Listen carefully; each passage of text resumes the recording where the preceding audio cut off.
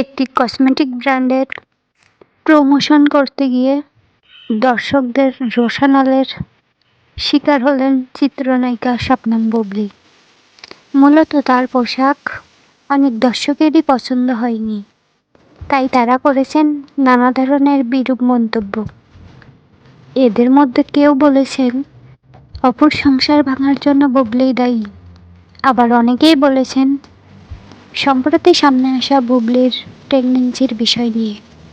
বলেছেন ফ্যাশন সেন্সের এই অবস্থা কেন, পোশাকের এই অবস্থা কেন।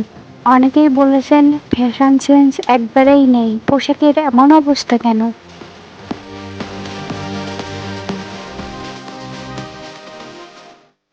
একজন বলেছেন ওনাকে অনেক ভালো লাগে, কিন্তু অপুর সংসারটা নষ্ট করেছে বলে একদমই ভালো লাগে না।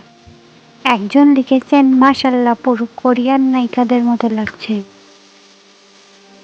একজন লিখেছেন আপু মেয়ে ভাগ্নে চাই। একজন লিখেছেন বাচ্চাটাকে পুরো দীপজল কাকুর কপি লাগছে। একজন লিখেছেন উনি নাকি আবার মা হচ্ছেন, তাই দেখতে আসলাম। একজন লিখেছেন কপিবাজিতে সেরা বুবলী আপা।